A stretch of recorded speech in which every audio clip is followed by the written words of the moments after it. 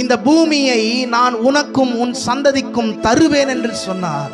14வது வசனத்துல இந்த சந்ததி ஆசீர்வதிக்கப்படும் என்று சொன்னார். 15வது வசனத்தில் அவர் சொல்றாரு, நீ வெறுமனே தனி மனிதனாய் தனிமையில போகிற உன்னோடு கூட நான் இருப்பேன் என்று சொல்லுகிறார். கையை உயர்த்தி நல்ல ஆண்டவருக்கு ஒரு மகிமையா ஒரு அல்லேலூயா சொல்லும்படி கேட்கிறேன். கர்த்தருடைய பிள்ளைகளே, நீங்க உங்க வாழ்க்கையில எந்த சூழ்நிலையில நீங்கள் தனியாய் நின்றாலும், தனிமையில சென்றாலும், உங்கள் பிரயாணம் யாரும் இல்லாத பாதையில நீங்கள் ஓடிக்கொண்டிருந்தாலும், கர்த்தர் சொல்ற வார்த்தை, நான் உன்னோடு கூட இருந்து நீ போகும் இடத்திற்கெல்லாம் உன்னை காத்து இந்த தேசத்திற்கு உன்னை திரும்பி வர பண்ணுவேன் என்று யாக்கோபுக்கு சொல்லுகிறார். அந்த ஆண்டவர் இன்றைக்கு உங்களை பார்த்தும் சொல்லுகிறார், நீ போகிற இடமெல்லாம் கர்த்தர் வருவார்.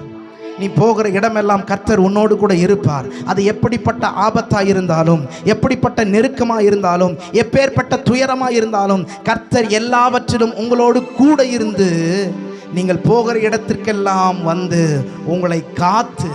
அல்லேலூயா. இந்த யாக்கோபுக்கு சொல்றாரு, அவனுக்கு தேவை அந்த பாதுகாப்பு தான், அந்த பராமரிப்பு. அதை தான் ஆண்டவர் தரேன்னு சொல்றாரு. நான் உன்னோடு கூட இருந்து நீ போகும் இடமெல்லாம் உன்னோடு கூட வந்து உன்னை காப்பாற்றுவேன். அது மாத்திரம் அல்ல, இந்த தேசம் நான் இப்ப ஓடிக்கொண்டிருக்கிற, நான் தஞ்சமாய் போகிற இந்த தேசம்